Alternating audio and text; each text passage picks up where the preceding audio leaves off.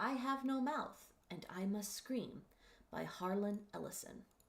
Limp, the body of Gorrister hung from the pink pallet, unsupported, hanging high above us in the computer chamber, and it did not shiver in the chill, oily breeze that blew eternally through the main cavern. The body hung head down, attached to the underside of the pallet by the sole of its right foot. It had been drained of blood through a precise incision made from ear to ear under the lantern jaw. There was no blood on the reflective surface of the metal floor. When Gorrister joined our group and looked up at himself, it was already too late for us to realize that, once again, Am had duped us, had had its fun. It had been a diversion on the part of the machine. 3 of us had vomited, turning away from one another in a reflex as ancient as the nausea that produced it. Gorrister went white. It was almost as though he had seen a voodoo icon and was afraid of the future. "Oh, God," he mumbled and walked away. The 3 of us followed him after a time and found him sitting with his back to one of the smaller chittering banks, his head in his hands. Ellen knelt down beside him and stroked his hair. He didn't move, but his voice came out of his covered face quite clearly. "Why doesn't it just do us in and get it over with? Christ, I don't know how much longer I can go on like this." It was our 109th year in the computer. He was speaking for all of us. Nimdoc, which was the name the machine had forced him to use because Am amused itself with strange sounds, was hallucinating that there were canned goods in the ice caverns. Gorrister and I were very dubious. "It's another shuck," I told them, "like the goddamn frozen elephant Am sold us. Benny almost went out of his mind over that one. We'll hike all that way and it'll be putrefied or some damn thing. I say forget it. Stay here. It'll have to come up with something pretty soon or we'll die." Benny shrugged. 3 days it had been since we'd last eaten. Worms. Thick. Ropey. Nimdoc was no more certain. He knew there was the chance, but he was getting thin. It couldn't be any worse there than here. Colder, but that didn't matter much. Hot, cold, hail, lava, boils or locusts, it never mattered. The machine masturbated and we had to take it or die. Ellen decided us. "I've got to have something, Ted. Maybe there'll be some Bartlett pears or peaches. Please, Ted, let's try it." I gave in easily. What the hell? Mattered not at all. Ellen was grateful, though. She took me twice out of turn. Even that had ceased to matter. And she never came, so why bother? But the machine giggled every time we did it. Loud, up there, back there, all around us, he snickered. It snickered. Most of the time I thought of Am as it, without a soul. But the rest of the time I thought of it as him, in the masculine, the paternal, the patriarchal, for he is a jealous people. Him, it, God as daddy the deranged. We left on a Thursday. The machine always kept us up to date on the date. The passage of time was important. Not to us, sure as hell, but to him, it, Am. Thursday. Thanks. Nimdoc and Gorrister carried Ellen for a while, their hands locked to their own and each other's wrists. A seat. Benny and I walked before and after, just to make sure that, if anything happened, it would catch one of us, and at least Ellen would be safe. Fat chance safe. Didn't matter. It was only 100 miles or so to the ice caverns, and the second day, when we were lying out under the blistering sun thing he had materialized, he sent down samana. Tasted like boiled boar urine. We ate it.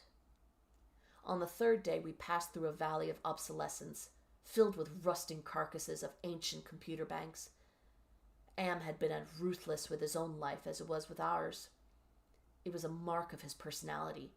It strove for perfection. Whether it was a matter of killing off unproductive elements in his own world-filling bulk or perfecting methods for torturing us, Am was as thorough as those who had invented him, now long since gone to dust, could ever have hoped. There was light filtering down from above, and we realized we must be very near the surface. But we didn't try to crawl up to see. There was virtually nothing out there. Had been nothing that could be considered anything for over 100 years. Only the blasted skin of what had once been the home of billions. Now there were only 5 of us, down here inside, alone with Am. I heard Ellen saying frantically, "No, Benny, don't! Come on, Benny, don't, please!" And then I realized I had been hearing Benny murmuring under his breath for several minutes. He was saying, "I'm gonna get out, I'm gonna get out," over and over. His monkey-like face was crumbled up in an expression of beatific delight and sadness, all at the same time. The radiation scars Am had given him during the festival were drawn down into a mass of pink-white puckerings, and his features seemed to work independently of one another. Perhaps Benny was the luckiest of the 5 of us. He had gone stark, staring mad many years before. But even though we could call Am any damned thing we liked, could think of the foulest thoughts of fused memory banks and corroded base plates, of burnt-out circuits and shattered control bubbles, the machine would not tolerate our trying to escape. Benny leaped up away from me as I made a grab for him. He scrambled up the face of a smaller memory cube, tilted on its side and filled with rotted components. He squatted there for a moment, looking like the chimpanzee Am had intended him to resemble. Then he leaped high, caught a trailing beam of pitted and corroded metal, and went up it, hand over hand like an animal, till he was on a girdered ledge 20 feet above us. "Oh, Ted, Nimdoc, please help him. Get him down before—" She cut off. Tears began to stand in her eyes. She moved her hands aimlessly. It was too late. None of us wanted to be near him when whatever was going to happen happened. And besides, we all saw through her concern. When Am had altered Benny during the machine's utterly irrational, hysterical phase, it was not merely Benny's face the computer had made like a giant ape's. He was big in the privates. She loved that. She serviced us as a matter of course, but she loved it from him. Oh, Ellen. Pedestal Ellen. Pristine, pure Ellen. Oh, Ellen the clean. Scum filth. Gorrister slapped her. She slumped down, staring up at poor loony Benny, and she cried. It was her big defense, crying. We had gotten used to it 75 years earlier. Gorrister kicked her in the side. Then the sound began. It was light, that sound. Half sound and half light. Something that began to glow from Benny's eyes and pulse with growing loudness, dim sonorities that grew more gigantic and brighter as the light sound increased in tempo.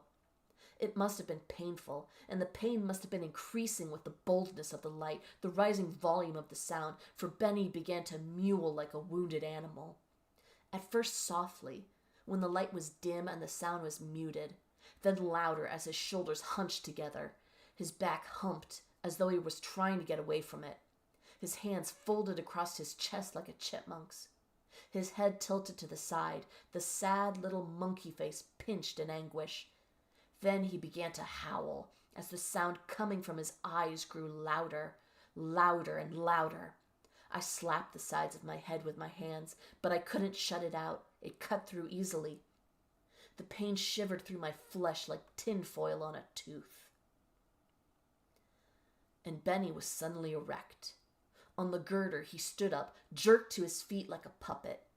The light was now pulsating out of his eyes in 2 great round beams. The sound crawled up and up some incomprehensible scale, and then he fell forward, straight down, and hit the plate steel floor with a crash. He lay there, jerking spastically as the light flowed around and around him, and the sound spiraled up out of normal range. Then the light beat its way back inside its head. The sound spiraled down, and he was left lying there, crying piteously. His eyes were 2 soft, moist pools of pus-like jelly. Am had blinded him.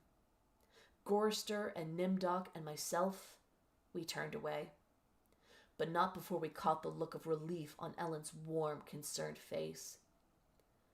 Sea green light suffused the cavern where we made camp.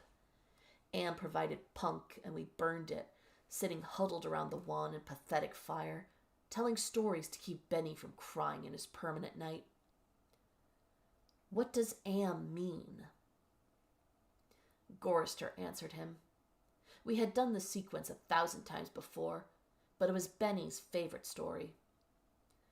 At first, it meant Allied Master Computer, and then it meant Adaptive Manipulator, and later on it developed sentience and linked itself up, and they called it an aggressive menace. But by then it was too late. And finally it called itself Am, emerging intelligence, and what it meant was I am, cogito ergo sum, I think, therefore I am. Benny drooled a little and snickered. There was the Chinese Am and the Russian Am and the Yankee Am and... He stopped. Benny was beating the floor plates with a large, hard fist. He was not happy.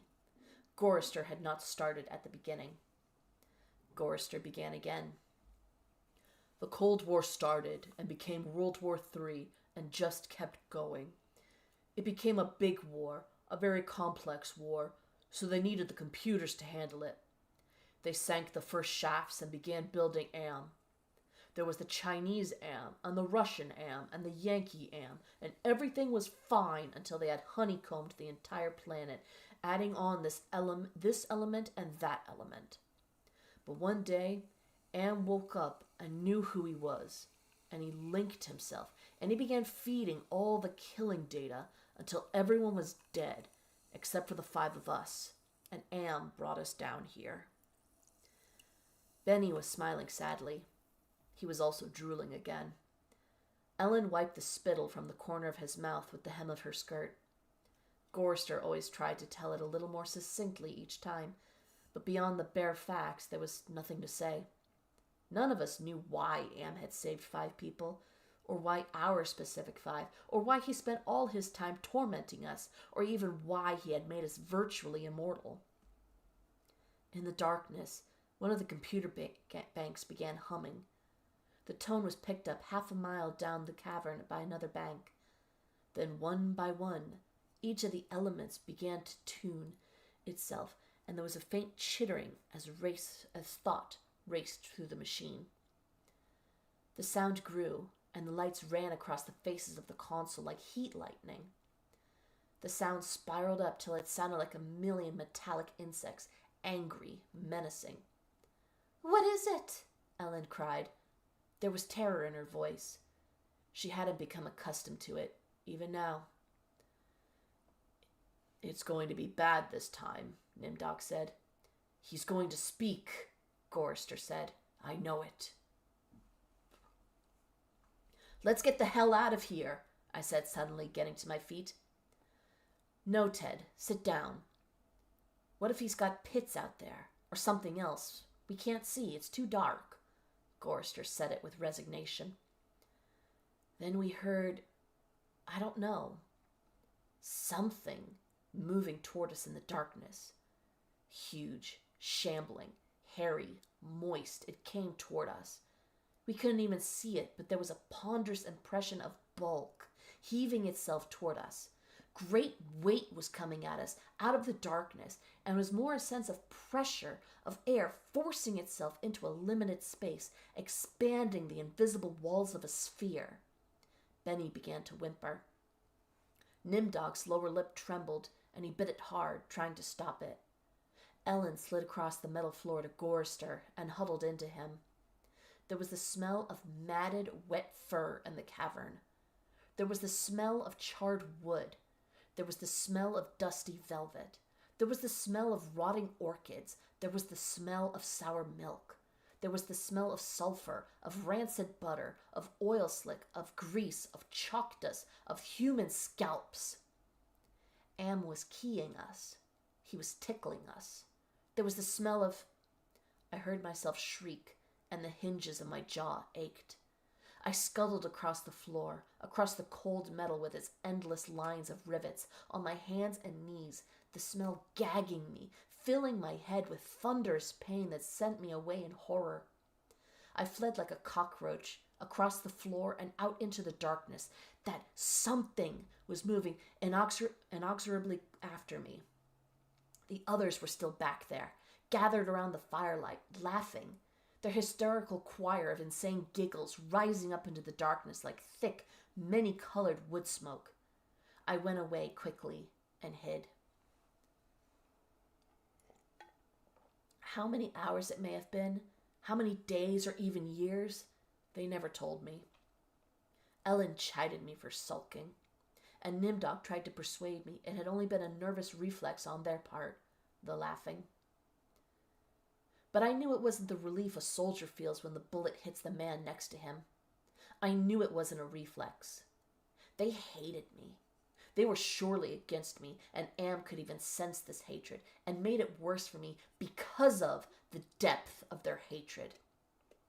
We had been kept alive, rejuvenated, made to remain constantly at the age we had been when Am had brought us below, and they hated me because I was the youngest and the one Am had affected least of all. I knew. God, how I knew. The bastards, and that dirty bitch Ellen.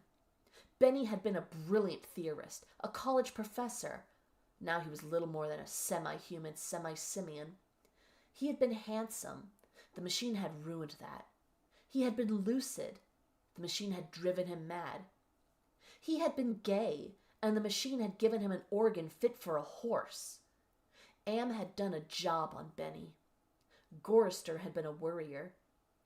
He was a Connie, a conscientious objector. He was a peace marcher. He was a planner, a doer, a looker ahead. Am had turned him into a shoulder shrugger, had made him a little dead in his concern. Am had robbed him. Nimdok went off in the darkness by himself for long times. I don't know what it was he did out there. Am never let us know. But whatever it was, Nimdok always came back white, drained of blood, shaking. Am had hit him hard in a special way, even if we didn't know quite how. And Ellen, that douchebag. Am had left her alone, had made her more of a slut than she had ever been. All her talk of sweetness and light, all her memories of true love, all the lies she wanted us to believe. That she had been a virgin only twice removed before Am grabbed her and brought her down here with us. No, Am had given her pleasure, even if she said it wasn't nice to do. I was the only one still sane and whole, really. Am had not tampered with my mind, not at all. I only had to suffer what he visited down on us. All the delusions, all the nightmares, the torments. But those scum, all four of them, they were lined and arrayed against me. If I hadn't had to stand them off all the time, be on my guard against them all the time, I might have found it easier to combat Am. At which point it passed, and I began crying. Oh, Jesus, sweet Jesus. If there ever was a Jesus, and if there is a God, please, please, please, let us out of here or kill us. Because at that moment, I think I realized completely, so that I was able to verbalize it. Am was intent on keeping us in his belly forever, twisting and torturing us forever. The machine hated us as no sentient creature had ever hated before, and we were helpless. It also became hideously clear. If there was a sweet Jesus, and if there was a God, the God was Am. The hurricane hit us with the force of a glacier thundering into the sea. It was a palpable presence. Winds that tore at us, flinging us back the way we had come, down the twisting computer-lined corridors of the dark way. Ellen screamed as she was lifted and hurled face forward into a screaming shoal of machines, their individual voices strident as bats in flight. She could not even fall.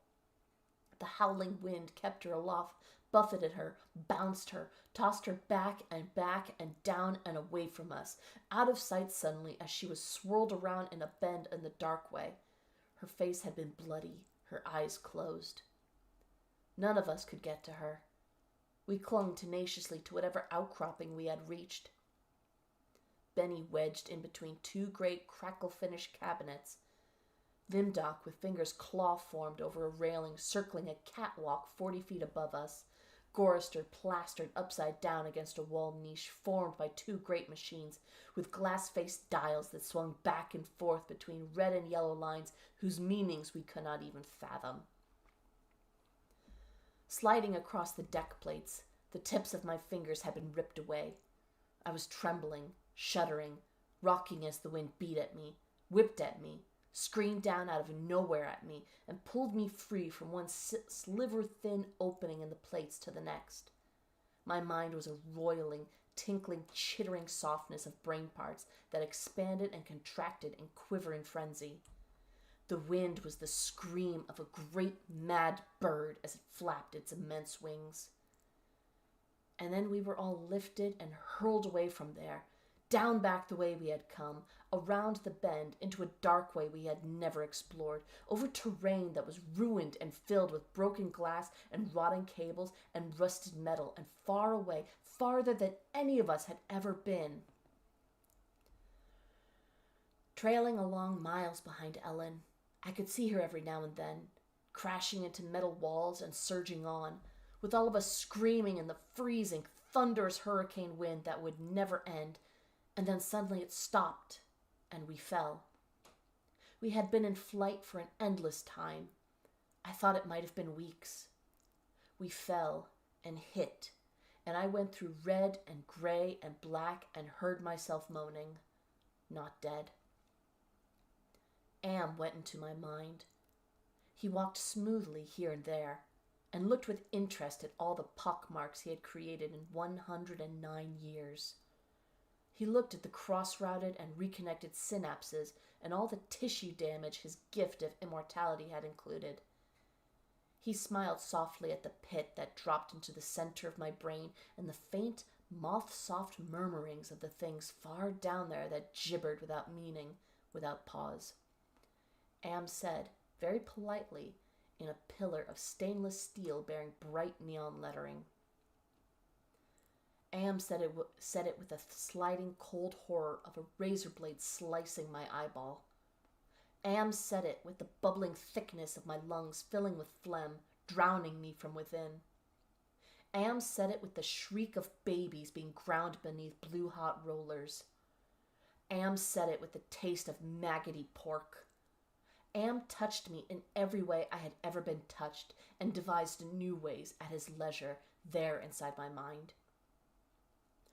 All to bring me to full realization of why it had done this to the five of us, why it had saved us for himself. We had given Am sentience. Inadvertently, of course, but sentience nonetheless. But it had been trapped. Am wasn't God. He was a machine. We had created him to think, but there was nothing it could do with that creativity. In rage, in frenzy, the machine had killed the human race, almost all of us, and still it was trapped. Am could not wander. Am could not wonder. Am could not belong.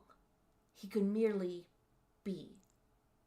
And so, with the innate loathing that all machines had always held for the weak, soft creatures who had built them, he had sought revenge.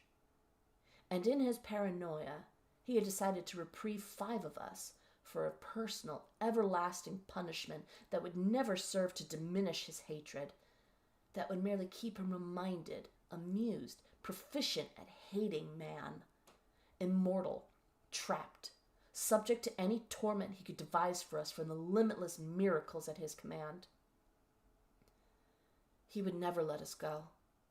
We were his belly slaves, and we were all he had to do with his forever time. We would be forever with him, with the cavern-filling bulk of the creature machine, with the all-mind, soulless world he had become. He was earth, and we were the fruit of that earth. And though he had eaten us, he would never digest us. We could not die. We had tried it. We had attempted suicide. Oh, one or two of us had. but Am had stopped us. I suppose we had wanted to be stopped. Don't ask why. I never did. More than 1,000,000 times a day. Perhaps once we might be able to sneak a death past him. Immortal, yes, but not indestructible. I saw that when Am withdrew from my mind and allowed me the exquisite ugliness of returning to consciousness with the feeling of that burning neon pillar still rammed deep into the soft gray brain matter. He withdrew, murmuring, "To hell with you," and added, brightly, "But then you're there, aren't you?" The hurricane had indeed, precisely, been caused by a great mad bird as it flapped its immense wings. We had been traveling for close to a month, and Am had allowed passages to open to us only sufficient to lead us up there, directly under the North Pole, where it had been nightmare to the creature for our torment. What whole cloth had he employed to create such a beast? Where had he gotten the concept? From our minds? From his knowledge of everything that had ever been on this planet he now infested and ruled? From Norse mythology it had sprung, this eagle, this carrion bird, this rock, this Hvergelmir, the wind creature, Hurakan incarnate. Gigantic. The words immense, monstrous, grotesque, massive, swollen, overpowering, beyond description. There on a mound rising above us, the bird of winds heaved with its own irregular breathing, its snake neck arching up into the gloom beneath the North Pole, supporting a head as large as a Tudor mansion, a beak that opened slowly as the jaws of the most monstrous crocodile ever conceived, sensuously. Ridges of tufted flesh puckered about 2 evil eyes, as cold as the view down into a glacial crevice, ice blue and somehow moving liquidly. It heaved once more and lifted its great sweat-colored wings in a movement that was certainly a shrug. Then it settled and slept. Talons, fangs, nails, blades. It slept. Am appeared to us as a burning bush and said we could kill the hurricane bird if we wanted to eat. We had not eaten in a very long time, but even so, Gorrister merely shrugged. Benny began to shiver, and he drooled. Ellen held him. "Ted, I'm hungry," she said. I smiled at her. I was trying to be reassuring, but it was phony as Nimdok's bravado. "Give us weapons!" he demanded. The burning bush vanished, and there were 2 crude sets of bows and arrows, and a water pistol lying on the cold deck plates. I picked up a set. Useless. Nimdok swallowed heavily. We turned and started the long way back.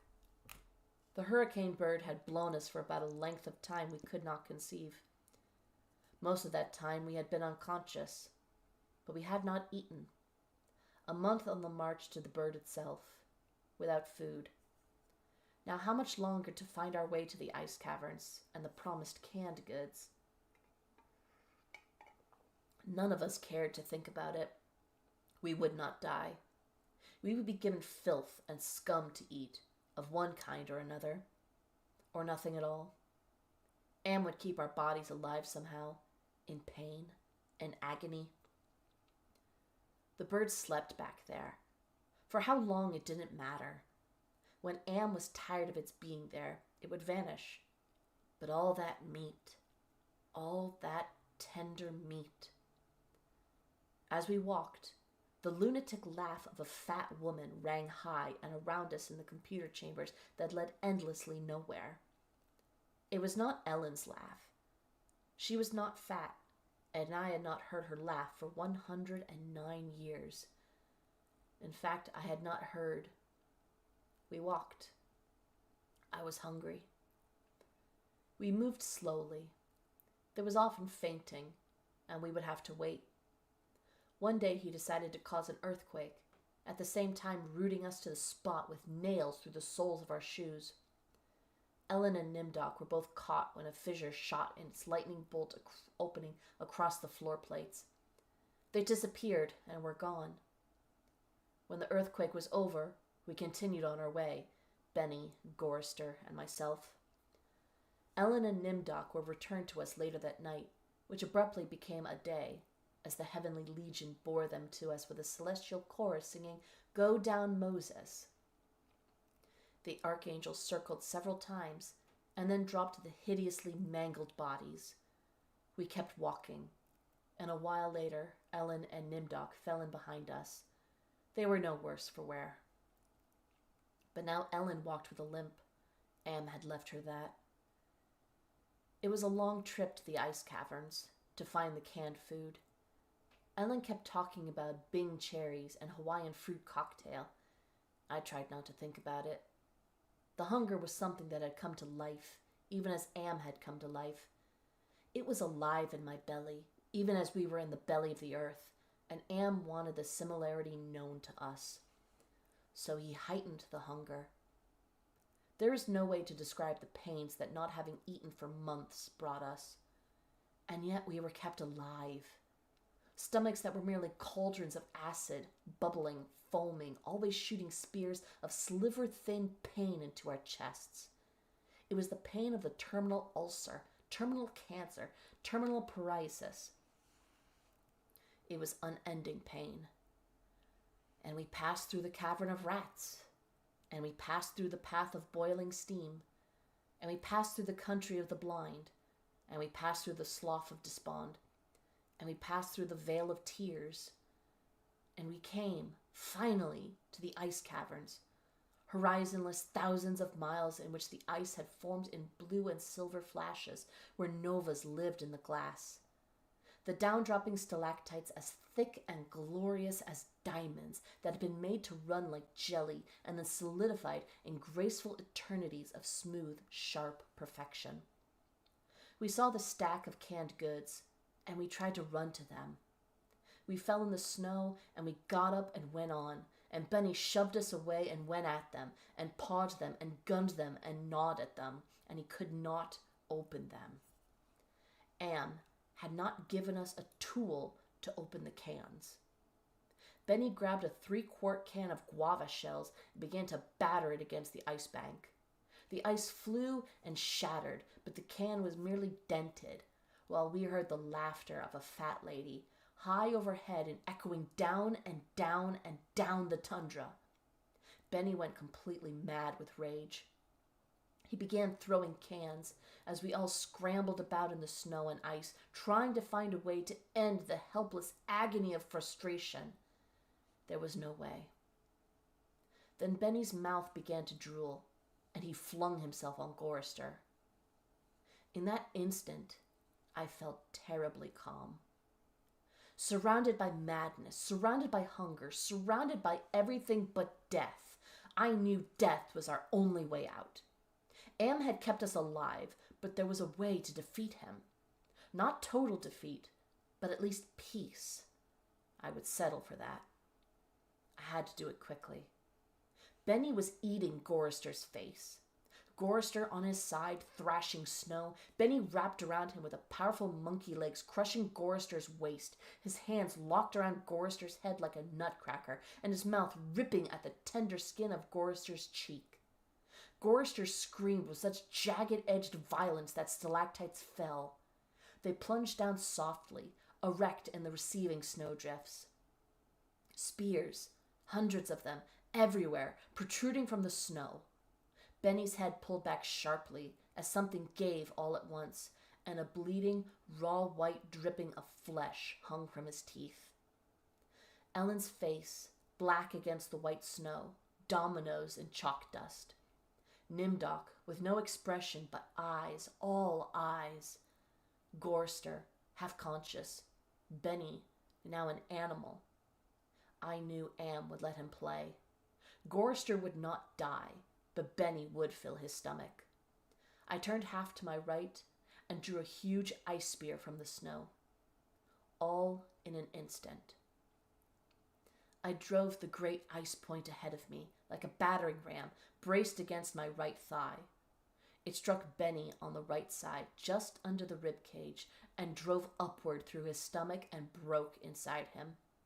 He pitched forward and lay still. Gorrister lay on his back.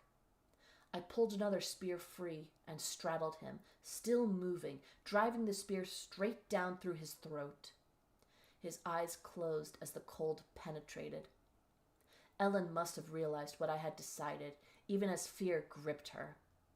She ran at Nimdok with a short icicle as he screamed and into his mouth, and the force of her rush did the job. His head jerked sharply as if it had been nailed to the snow crust behind him. All in an instant. There was an eternity beat of soundless anticipation. I could hear Am draw in his breath. His toys had been taken from him. 3 of them were dead, could not be revived. He could keep us alive by his strength and talent, but he was not God. He could not bring them back.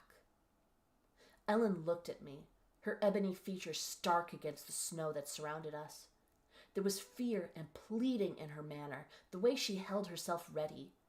I knew we had only a heartbeat before Am would stop us. It struck her, and she folded toward me, bleeding from the mouth. I could not read meaning into her expression. The pain had been too great, had contorted her face. But it might have been thank you. It's possible. Please. Some hundreds of years may have passed. I don't know. Am has been having fun for some time, accelerating and retarding my time sense. I will say the word now. Now. It took me 10 months to say now. I don't know. I think it has been some hundreds of years. He was furious.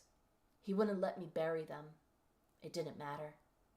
There was no way to dig up the deck plates. He dried up the snow. He brought the night. He roared and sent locusts. It didn't do a thing. They stayed dead. I'd had him. He was furious. I had thought Am hated me before. I was wrong. It was not even a shadow of the hate he now slavered from every printed circuit. He made certain I would suffer eternally and could not do myself in. He left my mind intact. I can dream. I can wonder. I can lament. I can remember all 4 of them. I wish. Well, it doesn't make any sense. I know I saved them. I know I saved them from what has happened to me, but still, I cannot forget killing them. Ellen's face. It isn't easy. Sometimes I want to. It doesn't matter. Am has altered me for his own peace of mind, I suppose. He doesn't want me to run at full speed into a computer bank and smash my skull, or hold my breath till I faint, or cut my throat on a rusted sheet of metal. There are reflective surfaces down here. I will describe myself as I see myself. I am a great, soft jelly thing, smoothly rounded, with no mouth, with pulsing white holes filled by fog where my eyes used to be. Rubbery appendages that were once my arms, bulks rounding down into legless humps of soft, slippery matter. I leave a moist trail when I move. Blotches of diseased, evil gray come and go on my surface, as though light is being beamed from within. Outwardly, dumbly, I shamble about, a thing that could never have been known as human, a thing whose shape is so alien a travesty that humanity becomes more obscene for the vague resemblance. Inwardly, alone, here, living under the land, under the sea, in the belly of Am, whom we created because our time was badly spent, and we must have known unconsciously that he could do it better. At least the 4 of them are safe at last. Am will be all the madder for that. It makes me a little happier. And yet, Am has won. Simply, he has taken his revenge. I have no mouth, and I must scream. The end.